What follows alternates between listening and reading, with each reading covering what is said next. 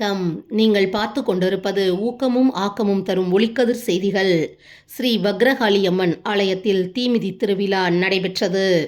மாதவரம் தொகுதி சோழவரம் ஒன்றியம் பாடியநல்லூர் ஊராட்சி பவானி நகர் அசோக் தெருவில் பக்தர்களுக்கு அருள்பாலித்துக் கொண்டிருக்கும் அருள்மிகு ஸ்ரீ வக்ரகாளியம்மன் ஆலயத்தில் 12ஆம் ஆண்டு தீமிதி திருவிழா ஆலய ஸ்தாபகர் முத்துராமன், ஆலய தர்மகர்த்தா முகேஷ் மாயா, ஆலய நிர்வாக காப்பாளர் ஸ்ரீ வைதேகி மற்றும் சதீஷ், நவீன், பாலமுருகன், விக்னேஷ், விஜய், திவாகர் உட்பட கிராம பொதுமக்கள் ஏற்பாட்டில் நடைபெற்றது.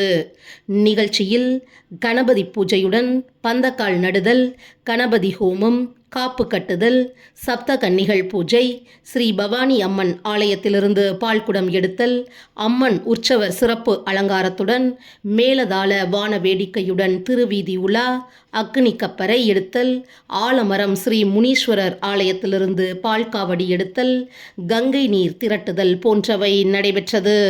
பின்னர் 100க்கும் மேற்பட்ட காப்பு கட்டிய பக்தர்கள் தீக்குண்டத்தில் இறங்கி தங்களின் நேர்த்திக் கடனை பூர்த்தி செய்தனர். இத்திருவிழாவிற்கு ஆலய பொறுப்பாளர்கள், சுற்றுவட்டார பக்தர்கள் உள்ளிட்ட கிராம பொதுமக்கள் திரளாக கலந்து கொண்டு அர்ச்சனை செய்து சுவாமி தரிசனம் செய்தனர். மேலும் இத்திருவிழாவை முன்னிட்டு ஆலயம் மற்றும் உபயதாரர்கள் சார்பில் பக்தர்களுக்கு அறுசுவை அன்னதானம் வழங்கினர். முடிவில் அம்மனுக்கு மஞ்சள் நீராட்டு விழா மற்றும் சுமங்கலி பூஜை நடைபெற்றது.